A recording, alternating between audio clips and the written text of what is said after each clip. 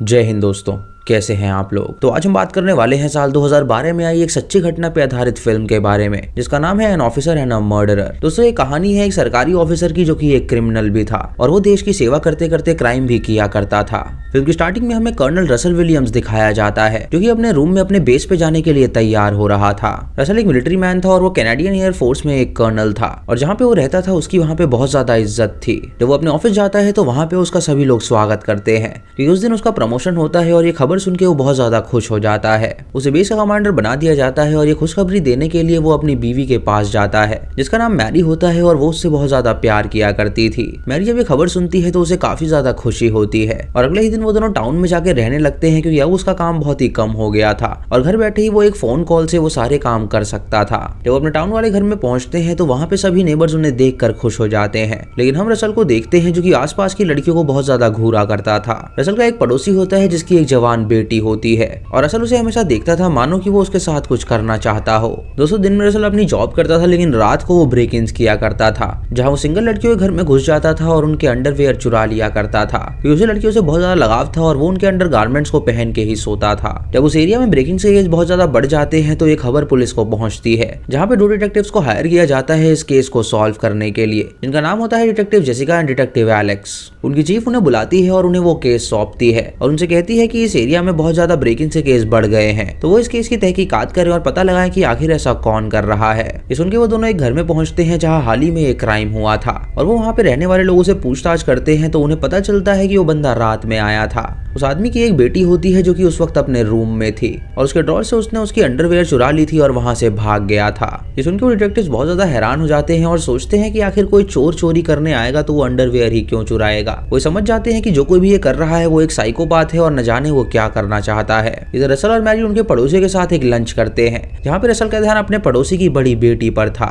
क्योंकि वो उसके नजदीक आना चाहता था और उसका क्रिमिनल माइंड उसको कुछ कह रहा था। रात को रसल अपनी कार लेके बाहर निकलता है और हम देखते हैं कि उसके पास एक फाइल है जिसमें उसने लड़कियों के नाम लिखे हुए हैं और उनका एड्रेस और उनके घर के नक्शे भी उसने बनाए हुए हैं ताकि उसे ब्रेक इन करने में आसानी हो और वो सामान चुरा सके। इधर वो दोनों डिटेक्टिव डिस्कस करते हैं कि आखिर वो बंदा अंडरवियर ही क्यों चुरा रहा है। तो जेसिका एलेक्स से कहती है कि उसे लगता है कि शायद लड़कियों से कुछ ज्यादा ही लगाव है और वो उनके साथ कुछ क्राइम करना चाहता है लेकिन वो अभी हिम्मत नहीं जुटा पा रहा है, इसलिए वो उनके प्राइवेट क्लोज चुरा के भाग जाता है क्योंकि क्या पता उसे ये चीजें टर्न ऑन करती हो। इधर असल उस लेडी के घर में पहुंचता है और जब वो लेडी अंदर आती है तो वो छुप जाता है। तभी उस लड़की को कुछ आवाज आती है जिससे उसे पता चलता है कि शायद उसके घर में कोई है, लेकिन जब वो ऊपर जाके चेक करती है तो उसे वहाँ पे कोई भी नहीं मिलता। वो तुरंत अपने बॉयफ्रेंड को कॉल करती है और उसे वहाँ पे आने के लिए कहती है, लेकिन वो उससे कहता है कि क्या पता वहाँ पे कोई चूहा हो जो कि आवाज कर रहा हो। तभी उस लेडी को अलमारी के अंदर से आवाज आती है और वो समझ जाती है कि जरूर उसके अंदर कोई है, इसलिए तुरंत अपने पड़ोसी को कॉल करके मदद के लिए उसे वहाँ पे बुलाती है। इधर असल मौका देख के वहाँ से भाग निकलता है और जब उसका पड़ोसी वहाँ पे आता है तो देखता है कि वहाँ पे कोई भी नहीं है। जब लड़की अपना ड्रॉर चेक करती है तो उसके अंदर से उसकी अंडरवेयर और बाकी सामान गायब थे और जब वो अपने लैपटॉप के पास जाती है तो वहाँ पे लिखा हुआ पाती है कि अगर वो पुलिस के पास गई तो वो उसके सारे प्राइवेट सामान पुलिस को सौंप देगा।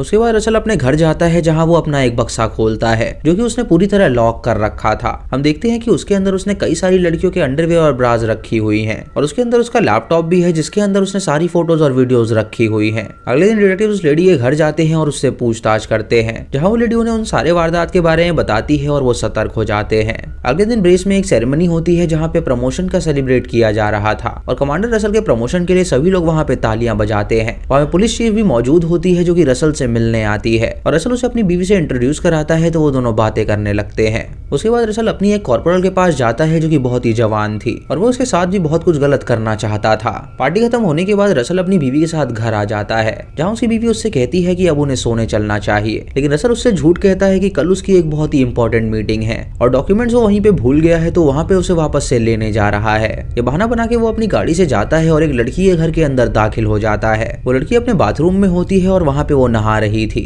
और रसल भी निवस्त्र होके वहाँ पे जाता है और उसे नहाते हुए देखने लगता है। तभी उसे उसके अंडरगारमेंट नजर आते हैं तो वो उसे उठा के पहनता है जिससे उसे काफी ज्यादा अच्छा लगता है और उसे चुरा के वो वहाँ से चला जाता है। जब लड़की वॉशरूम से बाहर आती है तो उसके निशान देखकर वो बहुत ज्यादा घबरा जाती है और जब वो अपने लैपटॉप की तरफ जाती है तो वहाँ पे वो कुछ लिखा हुआ पाती है। वो तुरंत पुलिस को वहाँ पे बुलाती है और उन्हें सारी बात बताती है और उन्हें लैपटॉप दिखाती है जिसमें लिखा हुआ था कि उसे उसकी बॉडी की सुगंध बहुत ही पसंद आई। वो डिटेक्टिव से कहती है कि उसे यकीन नहीं हो रहा कि वो बंदा उसके वॉशरूम तक पहुंच गया और खुदा ना खास्ता अगर उसने उसके साथ कुछ कर दिया होता तो उसके लिए कौन जिम्मेदार होता। डिटेक्टिव ये सारी बातें सुन के उसे संभालते हैं और उसे कहते हैं कि वो उस बंदे बंदे को बहुत जल्द पकड़ लेंगे। चीफ उनसे कहती है कि वो उस बंदे की प्रोफाइल अच्छे से तैयार करें ताकि वो उस क्रिमिनल तक पहुंच सके और जान सके कि आखिर ये कर कौन रहा है। अगले दिन रसल जब न्यूज़पेपर पढ़ रहा होता है तो वहाँ पे वो अपनी न्यूज देखता है जिसमें लड़कियों के लिए चेतावनी लिखी हुई थी कि अगर वो अकेली रहती है तो वो खिड़की दरवाजे बंद करके रहें, वरना वो क्रीप उनके घर में घुसेगा और उन्हें तंग करेगा। रसल ये खबर पढ़ के अपनी बीवी को बताता है तो उसकी बीवी उससे कहती है कि उन लोगों को भी सावधान रहना पड़ेगा, लेकिन वो बेचारी ये नहीं जानती थी कि उसका पति ही वो क्रिमिनल है। अपनी बीवी के जाने के बाद रसल अपना लैपटॉप खोलता है जहाँ पे कॉर्पोरेट मैरी को सर्च मारता है और उसका एड्रेस लिख लेता है ताकि वो वहाँ पे पहुंच के उसे निवस्त्र होता हुआ देख सके। इधर पुलिस में चर्चा चल रही होती है कि आखिर वो लोग उस बंदे को कैसे पकड़ेंगे। उनके पास उस बंदे के खिलाफ कोई भी पुख्ता सबूत नहीं होता है, इसीलिए वो लोग कहते हैं कि वो जगह जगह पे जाके निगरानी रखेंगे ताकि अगर उन्हें कोई सस्पिशियस बंदा दिखे तो वो उसे गिरफ्तार कर सके। रात को हमें एक लेडी दिखाई जाती है जो कि अपनी छोटी सी बेटी के साथ रहती थी। वो अपनी बेटी को सुला देती है और उसके बाद बेड पे जाती है सोने के लिए और तभी रसल उसके घर में ब्रेक इन करके आ जाता है। वो पीछे से उसे पकड़ लेता है और उससे कहता है कि वो जरा भी आवाज ना करे वरना वो उसके बच्चे को जान से मार डालेगा। ये सुन के वो लेडी उसकी बात मानने लगती है और रसल उसकी आंखों पे पट्टी बांध देता है ताकि वो उसकी शक्ल ना देख पाए। उसके बाद वो अपना कैमरा ऑन करता है और उस लेडी की रिकॉर्डिंग करने लगता है जहाँ पे उसके कपड़े फाड़ देता है और उसको टच करने लगता है। वो उस लेडी से कहता है कि वो यहाँ पे उसका शोषण नहीं करने आया है, उसे बस अच्छी सी फोटोग्राफ चाहिए तो वो उसके लिए पोज करे और ना चाहते हुए भी उस लड़की को उसके लिए पोज करना पड़ता है। रसल जब उसकी सारी फोटोज ले लेता है तो वो उससे कहता है कि वो 200 तक काउंटिंग करे और तभी वो अपना ब्लाइंड फोल्ड हटाए, तब तक वो यहाँ से जा चुका होगा। जब वो औरत 10 की काउंटिंग में पहुंचती है तो वो अपने पट्टी हटाने जाती है, लेकिन रसल वहीं पे मौजूद होता है जो कि उससे कहता है कि ये 200 मतलब 200, अगर उसने 200 काउंटिंग तक अपनी पट्टी नहीं हटाई तो वो उसे मार डालेगा। ये सुन के वो लेडी उसकी बात मान लेती है और वो 200 तक काउंटिंग करती है और जब वो पट्टी हटाती है तो वो वहां से जा चुका था। वो अपनी बेटी की तरफ जाती है और देखती है कि वो बिल्कुल सेफ है और इस घटना की वजह से वो काफी ज्यादा ट्रॉमेटाइज्ड हो जाती है। वो लेडी पुलिस को इस बारे में इत्तला करती है तो डिटेक्टिव वहां पे आते हैं उससे पूछताछ करने के लिए, जहां वो लेडी उन्हें सारी बात बताती है। डिटेक्टिव उससे पूछते हैं क्या उसने कुछ और भी किया था, तो लेडी उससे कहती है कि उसने कहा था बस वो उसके लिए पोज करे, उसे बस फोटोज चाहिए और वो वहां से चला गया। वो उन्हें ये भी बताती है कि उसे उसका नाम मालूम था, मानो कि उसने उसके बारे में रिसर्च किया हो और तभी वो यहाँ पर आया हो। उसकी बातें सुन के एलेक्स को लगता है कि शायद वो मनगढ़ंत कहानी बना रही है क्योंकि उस लेडी के पति की हाल ही में मौत हुई थी जिसकी वजह से वो सदमे में थी और वो अपने मेडिकेशन पे थी, इसीलिए उसे लग रहा था कि शायद वो हेलुसिनेट कर रही थी। जेसिका एलेक्स से कहती है कि उसने उस लड़की की आंखों में डर देखा था और उसे लग रहा है कि शायद वो लड़की बिल्कुल सच कह रही थी। रात को रसल अपनी कॉर्पोरल के घर के बाहर जाता है और उसका इंतजार करता है ताकि जब वो अंदर आए तो वो उस पर हमला कर सके। तभी वहाँ पे मैरी आती है जो कि एक लड़के के साथ आई थी और वो भी बेस का ही एक ऑफिसर था। ये देखकर रसल को बहुत गुस्सा आता है क्योंकि वो वहाँ पे अकेली नहीं थी और इस सिचुएशन में वो क्राइम बिल्कुल नहीं कर सकता था। रसल एक दूसरी लड़की की प्रोफाइल निकालता है जो कि उसके पास ही रहती थी और वो वहाँ पे पहुंच जाता है और उस लड़की के साथ भी वो सेम करता है जो कि उसने पिछली लड़की के साथ किया था। अगले दिन डिटेक्टिव हॉस्पिटल पहुंचते हैं जहाँ वो उस लड़की से पूछताछ करते हैं क्योंकि वो लड़की काफी जख्मी थी और वो बहुत ज्यादा डरी हुई थी। जेसिका ये बात एलेक्स और अपनी चीफ को बताती है तो वो समझ जाते हैं कि जो पहली लड़की थी वो बिल्कुल सच कह रही थी और वो सेम बंदा है जिसने उन दोनों के साथ ये किया है। इससे उन्हें पता लग गया था कि वो बंदा धीरे धीरे अपने क्राइम्स बढ़ाते जा रहा था और वो एक एक स्टेप आगे बढ़ रहा था। जैसे पहले उसने लड़कियों के सामान चुराए और उसके बाद वो उन्हें प्रताड़ित भी करने लगा। उन्हें पता था कि जरूर वो मर्डर करने के बहुत ही ज्यादा करीब है, इसीलिए वो सतर्क हो जाते हैं और उसे पकड़ने के लिए वो निगरानी और ज्यादा बढ़ा देते हैं। अगले दिन जेसिका उस टाउन के हर घर में जाती है और वहाँ पे सबको इन्फॉर्म करती है कि वो लोग अपने खिड़की और दरवाजे बंद रखें। वो रसल के घर के बाहर पहुंचती है और उससे मिलकर वो बहुत ज्यादा खुश होती है और उससे कहती है कि उसके एरिया में तो क्राइम हो ही नहीं सकता क्योंकि वो यहाँ पे खुद तैनात है। उससे पूछती है कि अगर उसे किसी आदमी पे शक है तो वो उसका नाम उन्हें दे।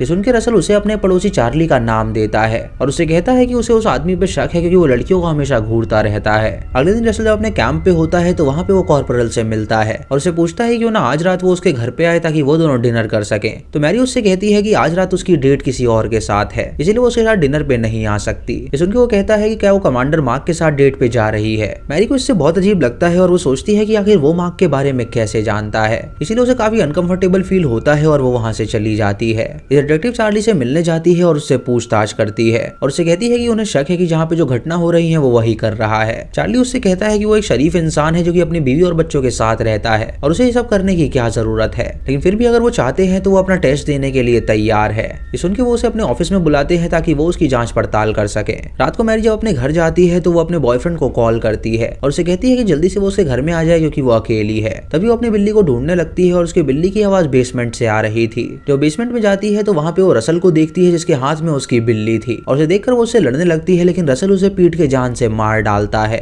उसे मार के वो उसकी फोटो लेता है और उसकी लाश को वहीं पे छोड़ देता है। अगले दिन डिटेक्टिव उस लड़की को बुलाते हैं जिसपे रसल ने हमला कर रखा था और वहाँ पे कई सारे लोग आए होते हैं जिसमें उन्हें शक था। वो एक एक करके उन सभी बंदों से बुलवाते हैं ताकि वो लड़की आइडेंटिफाई कर सके कि उनमें से वो कौन था जो उस रात उसके रूम में आया था। जब चार्ली वहाँ पे बोलता है तो उस लड़की को लगता है कि शायद वही वो बंदा है, इसीलिए वो लोग चार्ली को गिरफ्तार कर लेते हैं और उससे पूछताछ करने लगते हैं। चार्ली उनसे कहता है कि वो एक 55 साल का बूढ़ा इंसान है, आखिर वो किसी के घर में कैसे दाखिल होगा और वो ये सब क्यों करेगा। इधर मार्क जब मैरी के घर में पहुंचता है तो देखता है कि दरवाजा खुला हुआ है और ये देख के जब वो ऊपर जाता है तो उसे वहाँ पे मैरी की लाश मिलती है। वो तुरंत पुलिस को कॉल करता है और जब पुलिस वहाँ पे आती है तो उन्हें पता चलता है कि मैरी करीब 36 घंटे पहले मारी गई थी, जिसका ये मतलब था कि उस कातिल ने अब अपना नेक्स्ट स्टेप कर दिया है, यानी उसने एक लड़की को मार दिया है और आगे वो और भी मर्डर कर सकता है। अगली सुबह रसल की बीवी अपने एक बिजनेस ट्रिप पे जा रही होती है तो रसल को मौका मिल जाता है अब फ्रीली अपने क्राइम्स करने का। और पड़ोसी की बेटी को देखता है और फैसला करता है कि वो उसके साथ भी वही क्राइम करेगा। रात को डिटेक्टिव जेसिका पहरा दे रही होती है और वो पूरे शहर में घूम रही होती है ताकि रात को वो उस कातिल को पकड़ सके।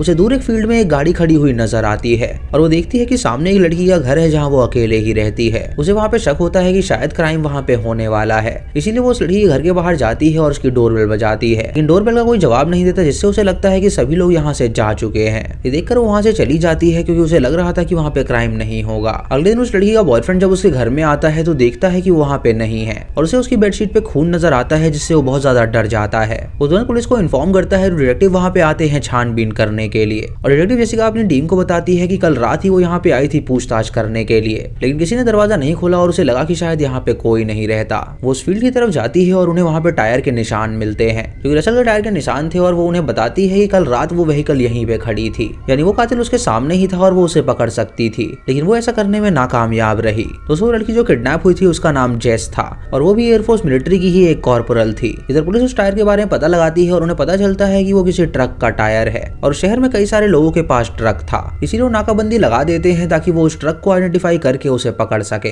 कमांडर रसल अपनी जॉब पे जा रहा होता है तो वो उसके ट्रक को पकड़ लेते हैं और देखते हैं कि उसका टायर पूरा मैच कर रहा है, लेकिन कमांडर उनसे कहता है कि उसकी बेटी की तबीयत खराब है तो उसे हॉस्पिटल जाना है, इसीलिए वो लोग उसे जाने देते हैं, लेकिन फिर भी वो उसका नाम लिस्ट में डाल देते हैं। जब रसल अपने घर पहुंचता है तो हम देखते हैं कि गराज में उसने जेसिका की लाश को रखा हुआ है और उसकी लाश को वो अपनी गाड़ी में रखता है और जंगल की ओर उसे ले जाता है फेंकने के लिए। रात को रसल देखता है कि उसके पड़ोसी मूवी देखने जा रहे हैं, लेकिन उनकी बड़ी बेटी वहीं पे मौजूद है और यही सबसे बढ़िया मौका था क्राइम करने का। अपना सामान पैक करके उसके घर के अंदर घुसता है और उस पर अटैक करने जाता है, लेकिन तभी उस लड़की के माता पिता वहाँ पे आ जाते हैं क्योंकि मूवी बहुत ही ज्यादा निकल चुकी थी और वो अपना टाइम उस पर वेस्ट नहीं करना चाहते थे। तभी उसका पिता रसल को उसके घर के बाहर देखता है तो वो उससे पूछता है कि आखिर वो यहाँ पे क्या कर रहा है। रसल उसे बताता है कि उसकी बिल्ली भागते हुए यहीं पर आई है और वो उसे ही ढूंढ रहा है। रात को एक इंस्पेक्टर डिटेक्टिव्स के पास वो रिपोर्ट लेकर आता है जहाँ पे उस शहर के 9 बंदों के टायर उस मार्क से मैच हुए थे और उनमें से एक नाम कर्नल रसल विलियम्स का भी था। ये सुनकर जेसिका जब उस कातिल की प्रोफाइल देखती है तो वो सारे प्रोफाइल में कर्नल विलियम्स मैच कर रहे थे,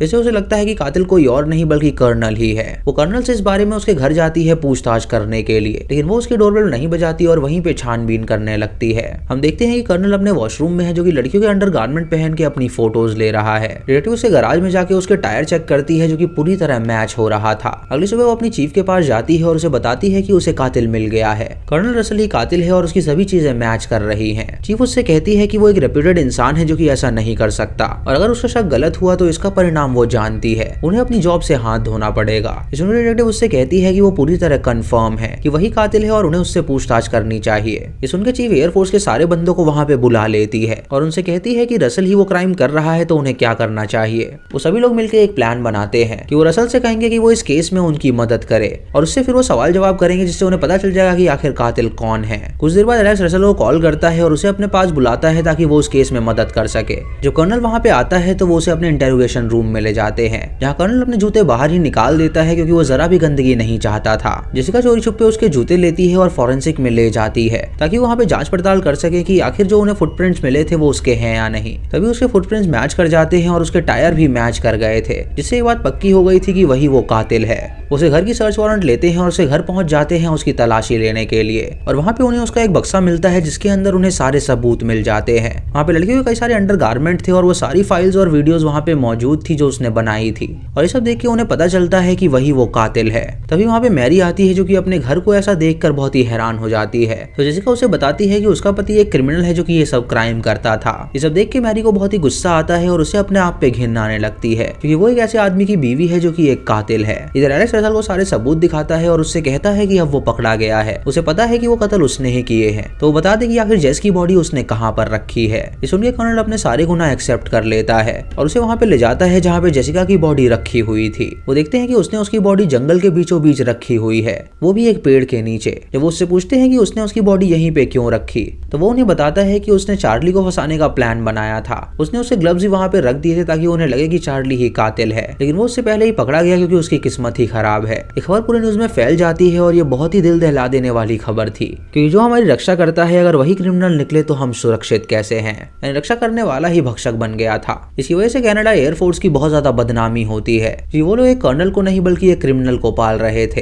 अगले दिन रसल का पद छीन लिया जाता है और उसके कपड़े जला दिए जाते हैं और उसको लाइफ इंप्रिजनमेंट की सजा सुना दी जाती है और इसी के साथ ये मूवी यहीं पे खत्म हो जाती है। तो दोस्तों ये थी इस फिल्म की कहानी जो कि बिल्कुल सच्ची कहानी है और इसमें जरा भी मिर्च मसाला डाल के आपको नहीं दिखाया गया है। इस फिल्म में जो भी दिखाया है वो बिल्कुल रियल लाइफ में हो चुका है और इस फिल्म में विक्टिम्स और क्रिमिनल के नाम भी बदले नहीं गए हैं। ये स्टोरी हमें बताती है कि अगर रक्षक ही भक्षक बन जाए तो हम सुरक्षित कैसे हैं। इसलिए दोस्तों सावधान रहें और सतर्क रहें, क्योंकि आपको नहीं पता कि सामने वाला आपके लिए क्या सोचता है। दोस्तों आपको ये कहानी जान के कैसा लगा आप हमें कमेंट सेक्शन में जरूर बताइएगा। अगर आप चैनल पे नए हैं तो सब्सक्राइब करें और बेल आइकन दबाएं नोटिफिकेशंस के लिए। और दोस्तों वीडियो को लाइक और शेयर करना बिल्कुल मत भूलिएगा ताकि और भी ज्यादा लोग सतर्क हो सकें। दोस्तों तो मैं मिलता हूँ आपको अगली वीडियो में, तब तक के लिए जय हिंद।